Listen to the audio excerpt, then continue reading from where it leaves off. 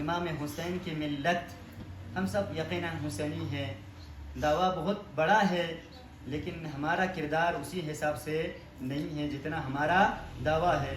ایک بندہ بہت بڑا دعویٰ کرتا ہے تو اس کے لیے بہت بڑا کردار چاہیے، بہت بڑا علم چاہیے، بہت بڑی معرفت چاہیے۔ جتنا دعویٰ بلند ہوگا اسی حساب سے آپ کا کردار، آپ کا علم، آپ کی معرفت میں بھی اسی حساب سے اضافہ دیکھنے کو ملنا چاہیے۔ ورنہ ایک بندہ بڑا دعوے دار نکلے لیکن اس کا کردار اور رفتار و گفتار و علم و یہ چیزیں اگر کمزور ہو تو کوئی بھی اس کے دعوے کو قبول کرنے کے لیے تیار نہیں ہے۔ چاہے آج کا ایک چھوٹا سا جج لے لیں جو 7 سکیل 8 سکیل کا ہوتا ہے، اس سے لے کر قاضی القضات امام علی علیہ السلام تو یقیناً قبول نہیں کریں گے۔ آج کے اندر بیٹا ہوا چھوٹا ایک جج اس بات کو قبول کرنے کے لیے تیار نہیں ہے، تو مولا علی علیہ السلام ہماری اس بات کو کبھی بھی قبول نہیں کریں گے۔ لہٰذا آنا چاہیے دار اہل بیت پر۔ ہمارا اور آپ کا آخری حل یہ ہے کہ ہمیں اہل بیت کے در میں حاضر ہو کر دین کو آل محمد سے لینے کی ضرورت ہے۔ ایک بہت بڑی کمی ہمارے اندر جو محسوس کی جاتی ہے وہ یہ ہے کہ ہم نے دین کو ناقص لیا ہے، بیان کرنے والے نے بھی دین کو ناقص بیان کیا اور ہم نے دین کو ناقص لیا ہے۔ دیکھو کوئی بھی بندہ ناقص کسی چیز کو بیچتا ہے یا بیان کرتا ہے تو وہ کوئی بھی اس کا خریدار نہیں ہوتا ہے۔ آج آپ مارکیٹ میں جا کے پوچھیں دکانداروں سے، وہ اس چیز کی صرف خصوصیات کو بتاتے ہیں، صرف کمالات کو بتاتے ہیں کہ یہ کپڑے کی کوالٹی یہ ہے، قیمت اتنی ہے، میں آپ کو اتنے میں دے رہا ہوں، پورا اس کی تعریف اور حمد و ثنا میں لگ جاتا ہے۔ اگر وہ شروع سے یہ کہے کہ اس کی تو کوئی کوالٹی ہی نہیں ہے، یہ تو بہت جلد پرانا ہو جائے گا، رنگ اڑ جائے گا، تو کوئی اس کا خریدار ملے گا؟ نہیں ملے گا۔ کوئی بھی شخص کسی بھی چیز کو نقص کے ساتھ بیان کرے، ناقصانہ طور پر بیان کرے، نامکمل کے طور پر بیان کرے تو اس کا خریدار آپ کو نظر نہیں آئے گا۔ ہمارے ساتھ یہی ہوا کہ ہمارے ساتھ دین کو ناقص طریقے سے بیان کیا گیا، انتہائی محدود پیمانے پر، اور وہ جو بیان کیا گیا محدود، وہ بھی اصل دین نہیں ہے، وہ بھی فلسفہ دین نہیں ہے، تو یقیناً ہمارے مشکل پیش آنی تھی اور آج آ رہی ہے، اسی کا ہم سب شکار ہیں، اور یہ مشکل ابھی برطرف ہونے کا نام بھی نہیں لے رہی ہے۔ اگر کوئی بندہ آ کر بیان کرنے پر لگ جائے تو لوگ اس کی بات سننے کے لیے تیار نہیں ہیں، وہ سمجھتے ہیں کہ دین یہی ہے۔ یہ ناقص دین اتنا نقصان دہ ہے کہ قرآن مجید نے کافروں و منافقین کی ایک خصلت بیان کی ہے، بری خصلت، وہ یہ تھا کہ نکفر ببعض و نؤمن ببعض، بعض کا انکار کرتے ہیں، بعض کو لیتے ہیں، یعنی ناقص دین۔ یہ ناقص دین مضر ہے، جس ہم کہتے ہیں نیم ملا خطرہ دین۔ نیم ملا خطرہ دین نہیں ہے، نیم نمازی خطرہ دین، نیم روزہ دار خطرہ دین، نیم حسینی خطرہ دین، نیم کربلائی خطرہ دین۔ صرف ملا نیم ہو تو خطرہ نہیں ہوتا ہے، ہر کوئی جو دین کا لبادہ پہنتا ہے سب خطرہ بنتے ہیں دین کے لیے، اگر وہ نیم ہو، نصف ہو، نصف نہ ہو۔ مثال اب آ جائے نماز کی طرح، مثال کے طور پر ہمارے معاشرے میں نماز کو بیان کیا گیا ہے، لیکن کیسے بیان کیا گیا ہے ہم نے اس پر غور نہیں کیا۔ کبھی بھی ہم نے نماز کا فلسفہ سمجھنے کی کوشش نہیں کی، نہ اس کا ذہن، ہمارا ذہن اس طرف جاتا ہے، کبھی بھی ہم نے اس پر زحمت نہیں کیا۔ ہمارے حکم ضرور دیا گیا کہ نمازیں پڑھو، نماز نہیں پڑھو گے تو مسلمان سے خارج کیا گیا ہے، بھی ایسا ہے، لیکن اس کا فلسفہ کیا ہے نماز کا؟ حالانکہ قرآن اور احادیث میں آپ دیکھیں گے کہ نماز کا فلسفے سے احادیث بری پڑی ہوئی ہے۔ الصلاۃ معراج المومن، نماز مومن کا معراج ہے۔ کہاں ہے نماز ہماری معراج؟ معراج نہیں ہے، ہماری نمازیں ہمارے معراج ہیں؟ یقیناً نہیں ہے۔ یا قرآن میں کہا کہ ان الصلاۃ تنہی عن الفحشاء والمنکر ولذکر اللہ اکبر۔ کبھی ہم نے یہ دیکھا ہے کہ ہماری نمازیں ہمیں برائی سے بچاتی ہے؟ نہ ہماری نمازیں بچاتی ہیں، نہ ہم نے اس پر کبھی غور اور فلسفہ کیا ہے۔ حتیٰ خود نماز بھی دیکھیں، فلسفے تو دور کی بات، خود نماز بھی ویسا ہم نہیں پڑھتے ہیں کہ جیسا دین نے حکم دیا ہے۔ مثلا مومن کی علامات کیا ہے؟ دن رات 51 رکعت نماز پڑھتا ہے۔ میں سمجھتا ہوں 99% لوگ ایسے نہیں ہیں کہ ایک دن میں 51 رکعت نماز پڑھتے ہیں۔ شاید آپ پڑھتے ہوں گے لیکن ہم نہیں پڑھتے ہیں۔ 51 رکعت نماز کہاں پڑھتے ہیں؟ نماز شب پڑھنے والے ہمارے پاس موجود ہے، نوافل پڑھنے والے موجود ہیں۔ آپ کو ایک بات میں بتاتا چلوں، ہر واجب کے پیچھے دین شریعت نے ایک مستحب کام رکھا ہے، ہر واجب کے پیچھے۔ نماز کے پیچھے، نماز صبح کے پیچھے کیا ہے؟ 2 رکعت مستحب ہے. نماز ظہر 4 رکعت ہے، مستحب کتنی رکھی گئی؟ نوافل ظہر سامنے کیوں 8. اسی طرح نماز عصر 4 ہے لیکن نوافل کتنے رکھے گئے؟ 8. نماز عشاء میں 4، نماز مغرب میں 4، نماز عشاء میں 2. جو نیچے بیٹھ کر پڑھتے ہیں اصل میں 1 رکعت ہے، وہ کھڑے ہو کر پڑھنی ہے. ہم جو ہے آرام کے لیے بیٹھ کر پڑھتے ہیں، وہ وہیں 1 رکعت شمار ہوتی ہے. یہ واجب کو تکمیل کرتے ہیں، واجب کو آخری مراحل تک پہنچاتے ہیں، لیکن ہماری توجہ اس کی طرف نہیں ہے. روزے میں مصحف کیا ہے؟ سحری ہے. سحری سے کچھ دیر پہلے وہ عبادتیں جو کتابوں کے اندر مذکور ہے، افطاری، ہر چیز کے اندر پہلا مستحب، اس کے بعد واجب. یہ کس چیز کے لیے تھا؟ یہ اس چیز کے لیے تھا تاکہ اس واجب کو اقامہ کیا جائے، واجب کے اوپر غور کیا جائے، واجب کو احسن طریقے سے بجا لایا جائے. لیکن ہم نے ایسا نہیں کیا. ہم صرف وہی جو ہمیں حکم ملا تھا اسی کو ادا کر کے ہم بھاگ جائیں گے. لہٰذا آج وہ ثمرات جو نماز سے حاصل ہونے چاہیے تھے ہمارے لیے حاصل نہیں ہو رہے ہیں. ایک نمازی بہترین سود خور ہمارے معاشرے کے اندر، ایک بے نمازی، حتیٰ ایسے بھی نمازی ملے ہیں کہ جو شراب پیتے ہیں، ایسے نمازی بھی ملے ہیں کہ ہاتھ میں تسبیح، جیب میں خاک شفا رکھ کر زنا کرتے ہیں، نعوذ باللہ. شادی شدہ بھی ہے تازہ. تو ہمیں پتہ چلنا چاہیے کہ ہماری نمازیں ہمیں وہاں نہیں پہنچا رہی ہے جس کے نمازوں کو وضع کیا گیا تھا. یہ دین کا ناقص ایک بہت بڑا چیپٹر ہے، میں اس کی طرف نہیں جاؤں گا. ہمارا اصل موضوع ہے امام سجاد کا کردار شام کی سرزمین پر. تو اب دیکھیں شام کی زمین میں جو شام کا دین تھا اس پر ہم بحث کریں گے. اس پر بحث کریں بہت کافی لمبا وقت چاہیے. شام میں اس وقت دین تھا، کیسا دین تھا؟ ہماری طرح ناقص دین تھا؟ کیسا دین تھا؟ تو تاریخی مطالعہ کرنے سے واضح ہو جاتا ہے کہ شام کا دین نہ ناقص تھا، نہ ناتمام تھا، نہ نامکمل تھا، بلکہ دین ہی محمد کا نہیں تھا. کس کا دین تھا؟ اموی دین، بنی امیہ کا دین تھا. معاویہ 20 سال سے شام سے اسلام کی جڑیں اکھاڑ کر اس کی جگہ میں بنی امیہ کی شاخیں اس نے وہاں پر لگایا تھا. وہاں پر کوئی دین نہیں تھا. اسلام کا دین ناقص، دین ناتمام، اصلا دین محمد ہی نہیں تھا. شام کی مشکل یہ ہے. ابھی ہمارے پاس جو دین ہے دین ناقص، اس کو ہم نے اپنے رسم کے ساتھ ملایا ہے تو کچھ پھر بھی باقی ہے، پھر بھی کچھ نہ کچھ باقی ہے ناقص شکل میں، لیکن تھوڑا شکل میں باقی ہے.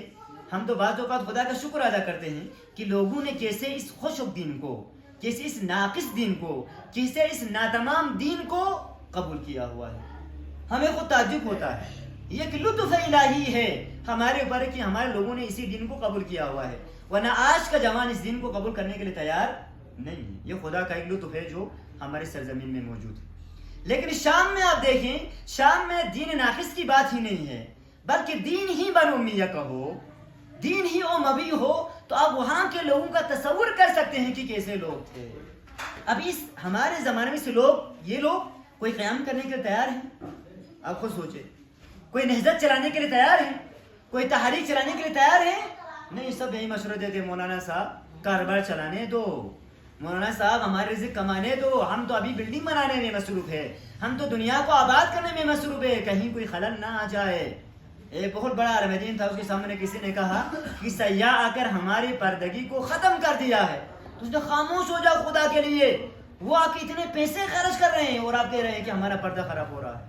اپنے مائیں بہنوں کو سنبھالو. یعنی وہ سیاحت کے لیے جہد دینے کے لیے تیار نہیں ہے. سیاحت ہونی چاہیے لیکن اس کو جہد دینا تھا، وہ جہد دینے کے لیے بھی تیار نہیں ہے. وہ اتنا چاہتا ہے کہ وہ یہاں آئے، پیسے لگائیں، ہر محلے میں ہر جگہ میں جناب علی ریسٹورنٹ لگا کر ہماری حیا، عزت، عفت، پاک دامنی دین کو جو بھی لطمہ آ جائیں وہ قبول کرنے کے تیار ہے. صرف اتنا سا اس کا ڈیمانڈ ہے کہ یہاں پر وہ پیسے بچھائے.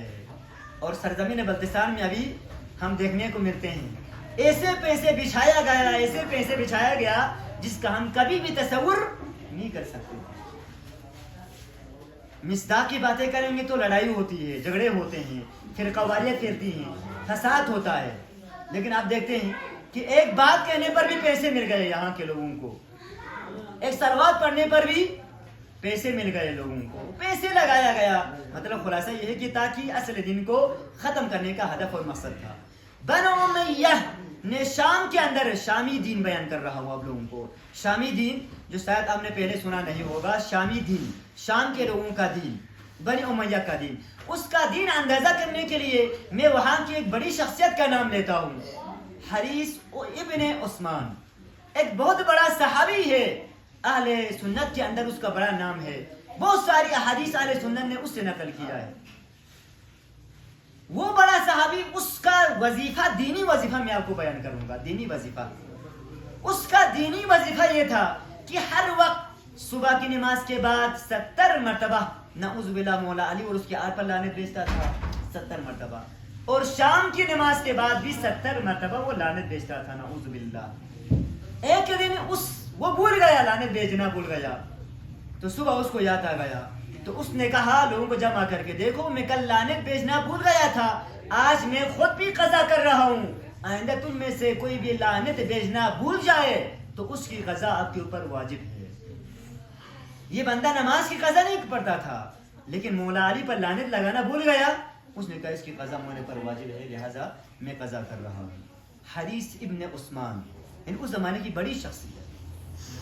یعنی اگر ہم دیکھیں کہ بنی امیہ کے دین کے اساس کیا تھے، ارکان کیا تھے، جو ہم ابھی کہتے ہیں مثلا اصول دین اور فروع دین، تو بلا مغالبہ میں دلیل کے ساتھ اہل سنت کی کتابیں اور جناب شیعوں کی کتابوں سے یہ ثابت کر سکتا ہوں، ریکارڈ بھی ہو رہا ہے، کہ بنی امیہ کی دین کے اساس اور ارکان میں سے سب سے بنیادی شرط مولا علی علیہ السلام اور اس کے آل پر لعنت بھیجنا تھا. ان کے اوپر بدگوئی کرنا تھا، ناسزا الفاظ کہنے تھے. یہ ان کے دین کا سب سے پہلا رکن تھا. آج ہم نے تبلی اور تبری کو کہاں رکھا ہوا ہے؟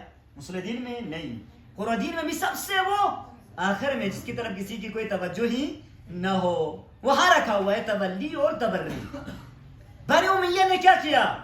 اسی کا الٹ اور اس کو دین کا پہلا رکن قرار دے کر ہر جگہ میں بغیر کسی دلیل کے محمد و آل محمد کے اوپر سزا، ان کے اوپر توہین، ان کے اوپر لعنت اور عجیب و غریب قسم کی باتیں.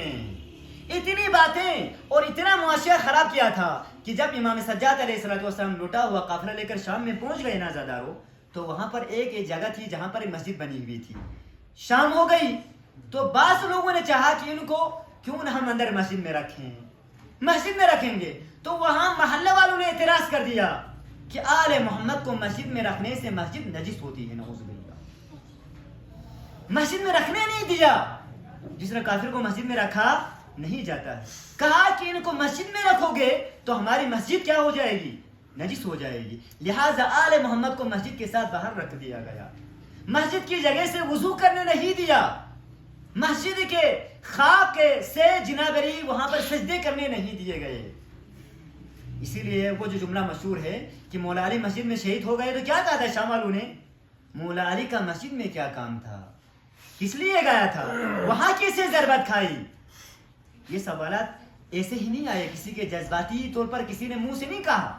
یہ ایک حقیقت ہے سرزمین شام. اس حقیقت سے جب تک آشنائی نہیں ہوگی، میں اور آپ شام کے حالات کو سمجھ نہیں پائیں گے. ہم صرف مصائب کے لیے شام شام شام کرتے ہیں، نہیں. شام واقعاً اردو معنی میں شام ہے، اندھیرا ہے، ظلمت ہے، جہالت ہے، آل محمد سے دوری ہے. ایسی جگہوں پر جہاد کا پرچم بلند کرنا کوئی آسان کام نہیں تھا. ایسی جگہ پر آل محمد کا نام لینا کوئی آسان نہیں تھا. ایسے جگہوں پر محمد اور علی کا نام لینا کوئی آسان کام نہیں تھا. لیکن امام سجان نے اسی جگہ پر گلے میں توق لے کر، ہاتھوں میں ہتھ کڑیاں لے کر، پاؤں میں بیڑیاں لے کر علی کا نام بلند کر دیا، رسول کا نام بلند کر دیا. اسی لیے ہم کہتے ہیں سجاد حماسہ کا نام ہے. سجاد کا کردار جہادی کردار ہے. یہ یہاں سے واضح ہوتا ہے. ابھی بھی آپ جاؤ سعودی عرب میں، ابھی تو خیر تھوڑے سے کیا ہو گئے ہیں، سیکولر کی طرف آ گئے ہیں. آج سے 10 سال پہلے کی طرف جاؤ، وہاں جا کے کوئی ایک بندہ علی کا نام لے کے دیکھاؤ، کوئی ایک بندہ انقلاب اسلامی کا نام لے کر دیکھاؤ. شہید باقر صدر نے کیا کیا تھا؟ ایک نام لیا تھا ولایت فقیہ کا. کیا کیا گیا؟ اتنا بڑا عالم دین ہونے کے باوجود، خود سعودی عرب والا ہونے کے باوجود، پھر بھی کیا کیا؟ سر کو تن سے جدا کر دیا. ایسے جگہ میں جا کر نعرہ بلند کر سکتے ہو؟ ایسے جگہ میں جا کر آپ آواز حق بلند کر سکتے ہو؟ کبھی نہیں کر سکتے ہو. لیکن امام سجاد نے اس سے بھی اندھیری جگہ میں، اس سے بھی جہالت اور دشمنی اور کینہ اور بغض علی سے بری ہوئی، کوٹ کوٹ کر بری ہوئی جگہ میں جا کر علی کا نام بلند کر دیا. اسی جگہ میں جا کر رسول اللہ کا نام بلند کر دیا. اسی شام میں امام سجاد علیہ السلام ایک جگہ میں پہنچے تھے تو وہاں پر ایک بہت ضعیف العمر بوڑھا شخص، بہت ہی عمر رسیدہ شخص تھا. اس نے آ کر امام سجاد کے سامنے آ کر نعوذ باللہ توہین کرنا شروع کر دیا. دیکھو شامی، اس 80 سالہ بوڑھے کا امام سجاد کے ساتھ ابھی کتنا بغض تھا، کتنا اس کا ذہن خراب کیا ہوا تھا، کتنا پروپیگنڈا تھا شام کے اندر. اس نے فوراً امام سجاد کے سامنے آ کر کہا کہ خدا کا شکر ہے کہ اس نے ہمارے امیر المومنین یزید ملعون کو کامیاب کیا اور تم سب کو ذلیل و خوار کر کے آج اس حالت میں، اس عجیب و غریب حالت میں ہمارے سامنے ذلیل کر کے پیش کیا. اس بوڑھے شخص نے کر دیا جو بھی مرنے کے لیے تیار ہے. ایک قدم دنیا میں تو دوسرا قدم آخرت میں ہے. اس نے امام سجاد کے سامنے آ کر اس کی جرأت دیکھو، بوڑھا شخص سامنے آ کر، یعنی اتنا آسان ہو گیا تھا کہ حتی امام سجاد کا خانوادہ ہو تو بھی ان کے سامنے بدگوئی کرنے سے پرہیز نہیں کرتے تھے. آپ خود اندازہ لگائے کتنا معاشرہ خراب ہوا تھا شام کا. اس کو سدھارنا کوئی آسان کام نہیں تھا. امام سجاد نے اس بڑے شخص سے کہا کہ اے بوڑھا شخص، آپ میرے والد کی جگہ میں ہو، آپ نے کیا کبھی قرآن پڑھا ہے؟ تو اس شخص نے کہا کیوں نہیں، میں مسلمان ہوں، میں نے قرآن پڑھا ہے. تو امام سجاد نے فرمایا کیا آپ نے کبھی اس آیت کو بھی پڑھا ہے؟ قُلْ لَا أَسْأَلُكُمْ عَلَيْهَ أَجْرًا إِلَّا الْمَوَدَّةَ فِي الْقُرْبَى. تو اس نے کہا میں نے جی پڑھا ہے. تو امام سجاد نے فرمایا یہاں قربا سے مراد ہم اہل بیت علیہ الصلوۃ والسلام. تو اس کے اندر کی ضمیر بیدار ہونا شروع ہو گئی. پھر فرمایا اے بوڑھا شخص، کیا آپ نے قرآن میں یہ بنی اسرائیل والی آیت بھی پڑھی ہے کہ جہاں پر ارشاد ہوتا ہے وَآتِ ذَا الْحَقَّ قُرْبَى، وہاں پر ارشاد ہوتا ہے کہ اہل قربا کو ان کا اپنا حق دو. یہاں قربا سے مراد ہم اہل بیت علیہ الصلوۃ والسلام ہیں. اس میں مزید بیداری آنے لگی. پھر امام سجاد نے فرمایا کیا آپ نے یہ والی آیت پڑھی ہے کہ وَاعْلَمُوا أَنَّمَا غَنِمْتُم مِّن شَيْءٍ فَأَنَّ لِلَّهِ خُمُسَهُ وَلِلرَّسُولِ وَلِذِي الْقُرْبَى وَالْيَتَامَى وَالْمَسَاكِينِ. یہاں قربا سے مراد ہم اہل بیت علیہ الصلوۃ والسلام ہیں. پھر فرمایا کیا تم نے قرآن کے اندر یہ آیت پڑھی ہے کہ انما یرید اللہ لیذہب عنکم الرجس اہل البیت ویطہرکم تطہیرا. اللهم صل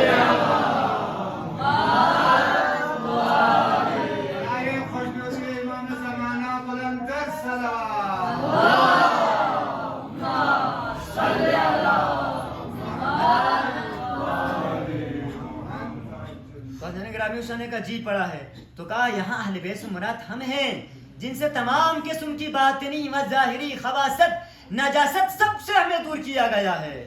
تو اس شخص نے فوراً اپنے دونوں ہاتھوں کو بلند کیا آسمان کی طرف، کہا پروردگارا مجھے معاف کر دینا، میں نے اہل بیت کے حق میں ظلم کیا ہے، بغض کیا ہے، عداوت کی ہے، دشمنی کی ہے، مجھے بخش دینا. پھر امام سجاد کے قدموں میں گر گئے، کہا کہ اے زمانے کے امام مجھے بخش دے، میں توبہ کرتا ہوں، کیا میری توبہ قبول ہے؟ زمانے کا امام تھا، امام رؤوف تھا. کہا آپ کی توبہ قبول ہے، آپ استحدل دعا کریں، توبہ کریں. اس بوڑھے شخص نے وہیں پر توبہ کیا اور وہیں پر امام سجاد کے قافلے میں شمار ہو گیا. اور یزید ملعون کو خبر چلی گئی کہ فلان قبیلے کا بوڑھا شخص امام سجاد کے ساتھ ہو گیا. اس ملعون نے اپنا لشکر بھیجا، اس بوڑھے شخص کو اسی راہ میں شہید کر دیا. کتنا خوش نصیب تھا وہ بوڑھا، آخری عمر میں ایماندار بھی ہو گیا، مومن بھی ہو گیا اور شہادت کے اعلیٰ ترین درجے پر بھی وہ فائز ہو گیا. یہ شام کا ماحول ہے عزیزان گرامی. اس ماحول کو بدلنے کے لیے آج علی ابن الحسین نے قدم رکھا ہے. اس ماحول میں انقلاب برپا کرنے کے لیے آج امام سجاد نے قدم رکھا ہے. اس ماحول کو سدھرنے کے لیے، اس ماحول سے ظلمت کے اندھے اس کوٹھری کو ختم کرنے کے لیے امام سجاد آج اپنے پورے وجود کے ساتھ اس شام میں قدم رکھا ہے. امام سجاد نے اپنے بابا کے خون کے ساتھ یہ وعدہ کیا ہے کہ یا حسین تو نے اپنی زندگی میں کائنات کی سب سے بڑی قربانی پیش کی ہے، اور آج میں تیرا خلف صالح، میں تمہارا وارث حق، آج اس سے بھی بڑی قربانی پیش کروں گا۔ اے حسین تو نے کربلا کی سرزمین میں جیسے توحید کا پرچم بلند کر دیا ہے، آج میں سرزمین شام میں بھی توحید کا پرچم بلند کر کے رکھوں گا انشاءاللہ تعالی۔ یہ سجاد ہے، یہ اس عظیم انقلاب کے لیے روانہ ہو گئے ہیں، اور میں اور آپ کہیں کہ سجاد کچھ نہیں کر سکتا تھا، سجاد بیمار تھا، سجاد مظلوم تھا، بے کس تھا۔ اسی مظلوم اور بے کسی کے اندر ہم نے سجاد کی خطبات کو بھی بلا دیا، سجاد کی دعائیں بھی بلا دیے، سجاد کی تربیت نسل وہ بھی بلا دیا، سجاد کی رسالت الحقوق وہ بھی بلا دیا، سب کچھ اسی کے اندر ختم کر دیا ہم نے۔ نہیں عزیزان گرامی، ہاں جا اس ماحول کے اوپر ذرا نظر دیکھو، جمعہ ہوتا ہے، جمعہ، یہ واقعہ بہت بڑی کتابوں کے اندر ہے، معتبر واقعہ ہے کہ شیخ تبرسی نے احتجاج میں اس کو نقل کیا ہے، ابھی مخلب نے مقتل میں نقل کیا ہے، ابن شہر آشوب نے اپنی مشہور کتاب مناقب میں نقل کیا ہے، اور کامل بہائی کے اندر بھی یہ واقعہ موجود ہے۔ شام کے اندر جمعے کا وقت آتا ہے، جمعہ ہوتا ہے، اور جمعے کے بارے میں عرض کروں آپ لوگوں کو، جمعہ بہت بڑی عبادت، سیاسی و الہی عبادت، لیکن شرط یہ ہے کہ جمعے کے خطبے میں پاور ہونی چاہیے، جمعے کا خطبہ بیان کرنے والا وہی ہو جیسے ابھی امام سجاد بیان کرے گا۔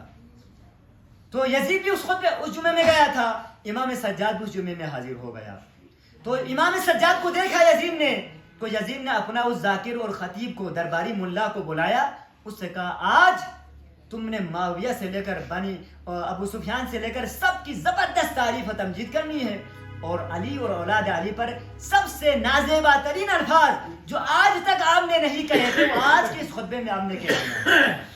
یزیدی درباری مولوی تھا، انہوں نے کہا جی میں نوکری نبھانے کے لیے تیار ہوں۔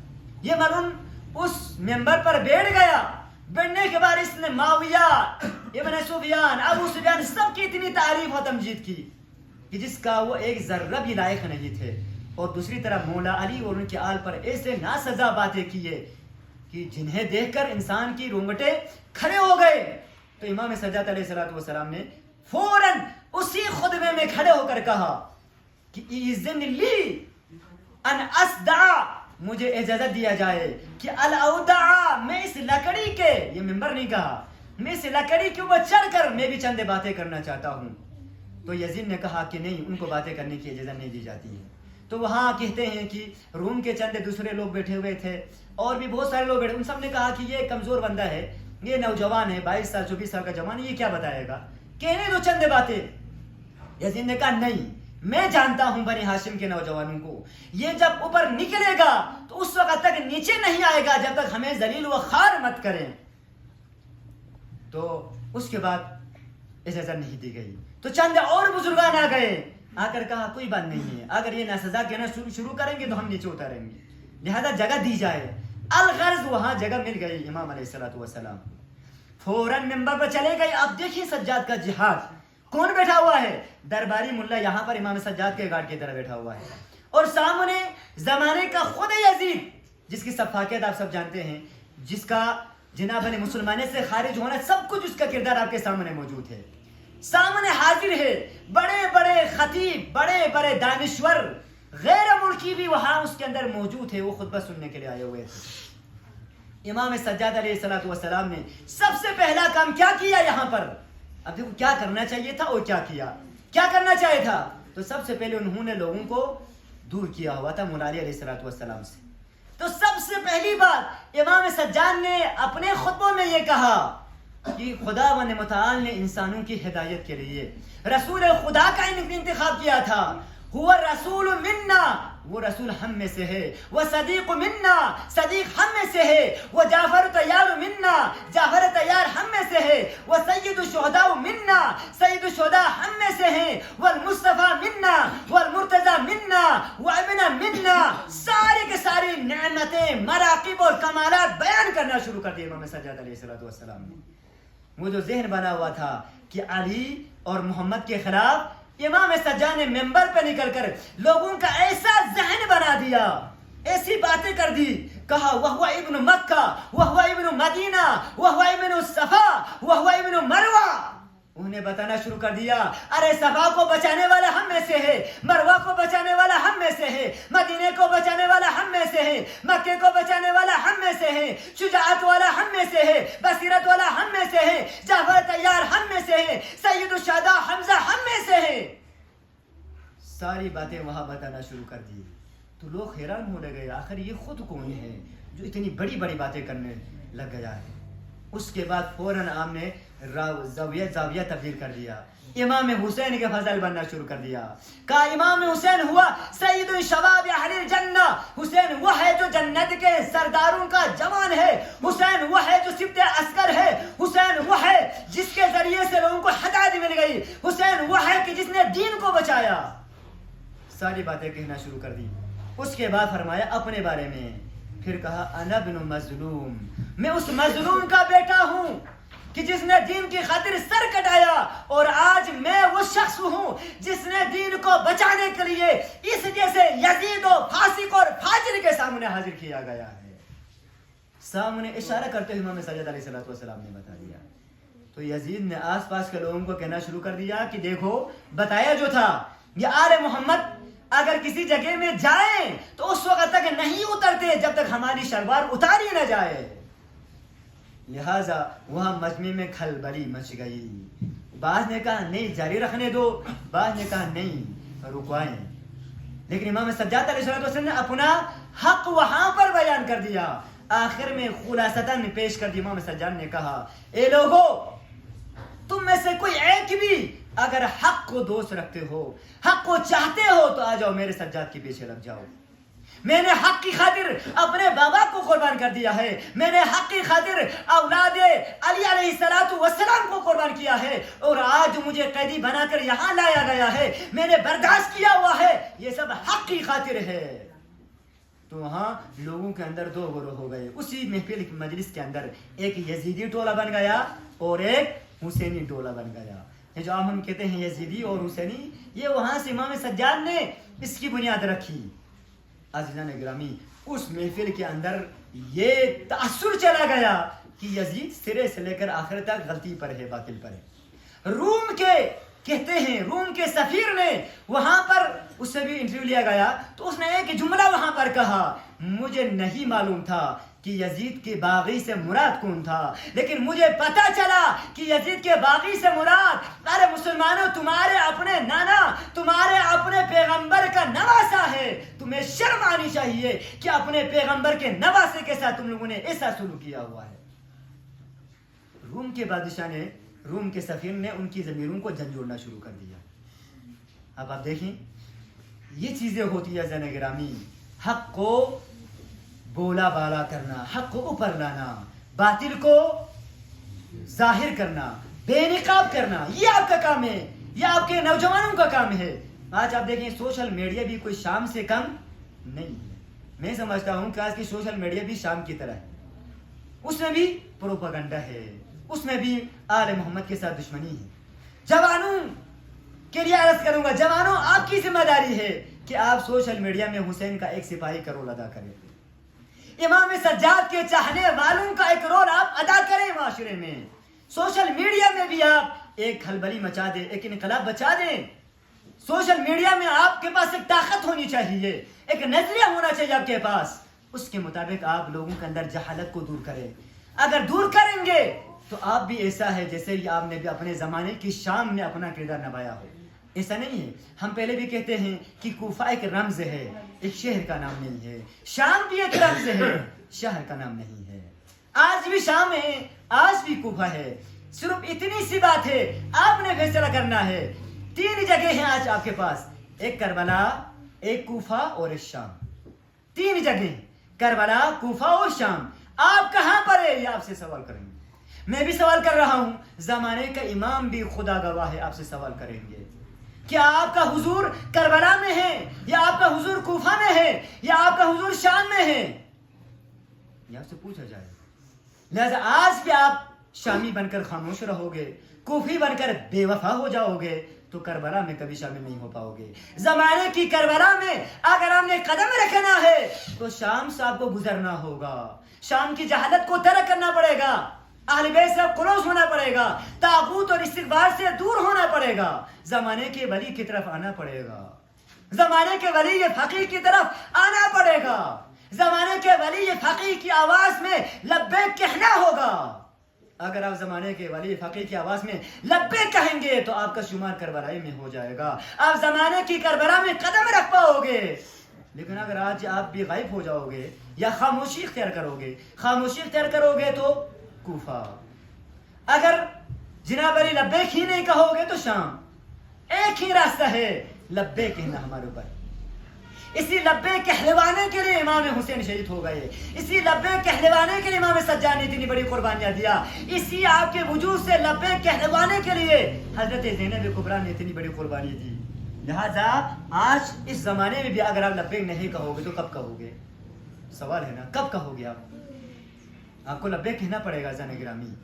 لبیک نہیں کہو گے تو عمر بھی آپ کو اجازت نہیں دے سکتی ہے، اجل بھی آپ کے اوپر آ سکتی ہے اگر آپ لبیک نہیں کہو گے۔ لبیک کہنا سیکھو، حسین کے بچوں سے سیکھو لبیک کہنا۔ ہم نے دیکھا نا علی اصغر نے کیسا لبیک کہہ دیا، علی اصغر نے، شہزادہ قاسم نے، حتیٰ معصوم ایک بچی ہے امام حسین کے عزیزان محترم حضرت سکینہ سلام اللہ علیہ کے سخت ترین مصائب ہیں۔ 4 سالہ بیٹی اور زندان ہو سکتا ہے؟ کوئی تناسب ہے کہ 4 سالہ بچی کو زندان میں رکھا جائے، قیدی بنایا جائے؟ کوئی ہے تناسب؟ کوئی ایسی مثال پہلے نہیں ملتی تھی، پہلے کوئی ایسی مثال نہیں ملتی تھی آزان گرامی۔ 4 سال کی بچی کے اوپر 400 سالہ مصائب ڈالے گئے آزاداران محترم۔ مصر و کربلا کا ایک مصیبت اور شام کی مصیبت بیان کر کے اپنی مجلس ختم کروں گا۔ حضرت سکینہ کے مصائب بہت سخت ہے، سننے کے لیے پہلے جگر میں ہاتھ رکھنا ہوگا آپ کو، بہت سخت ترین مصائب۔ عزیزان محترم، امام حسین نے آخری خدا حافظی کے بعد ذوالجناح میں سوار ہو گئے، میدان قتال کی طرف روانہ ہو گئے۔ عزیزان محترم، جب آپ روانہ ہو گئے تو ذوالجناح نے حرکت کرنا چھوڑ دیا،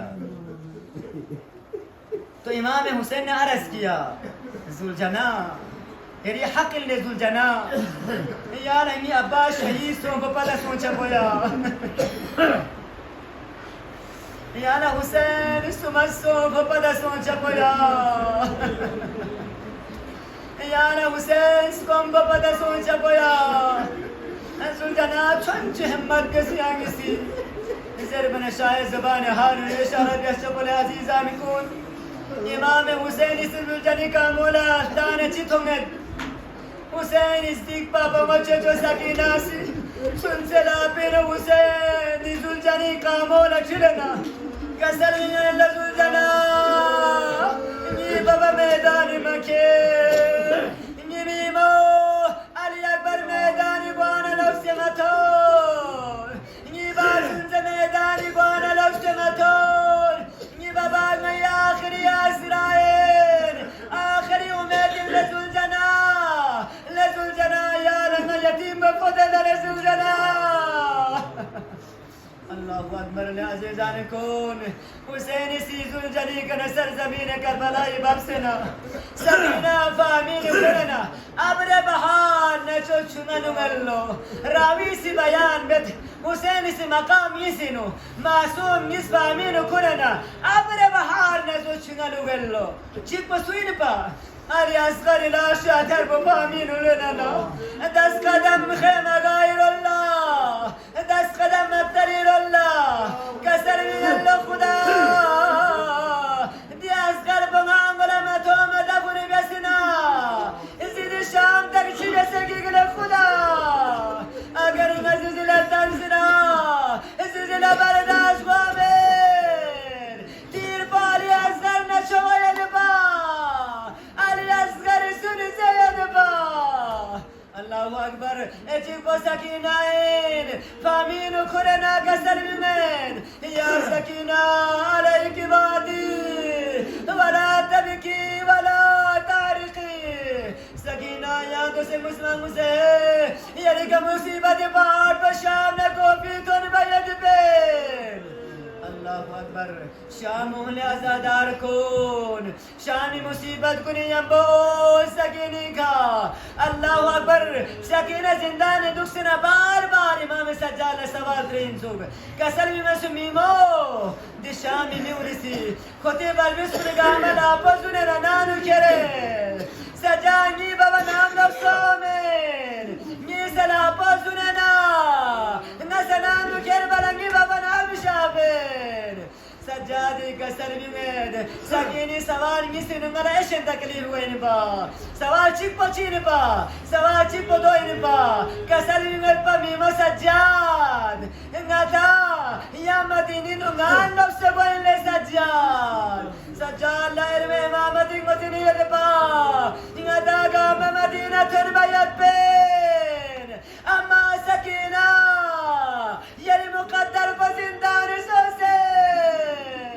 یاری قبرستان میں زندان ساسل سکینہ اجرکم من اللہ سکینہ سی بار بار بابا نگی بابا کیوں زرمنا جاشنگی نمی تو ملو بابا شابو نیمبو سکینہ ترچی کیوں سینا بابا نج بسترنا کسر بھی ملو بابا نیا سلن شامدن سلے بابا یانگار شاہ سیلے بابا ملگر استر یادشن میں لازان کنے اچانک نیت سادلے سکینہ لا سکینہ میرا بار بار بابا کیوں زر تنگ بیر زیدی بیر یہ دارنگ وزینیت بار بیس کنی زیدی جسنا لیکی مشکلی بیت کور بیو اللہ اکبر کور موانا آخری بار امامی سرعت حرب و صندوق چیونو دانس کمل لو سکینی کنو یاغیر سکینہ دلو دیو چین زرمن یری بابی سرعت حرب ویر اللہ اکبر سکینہ سنوان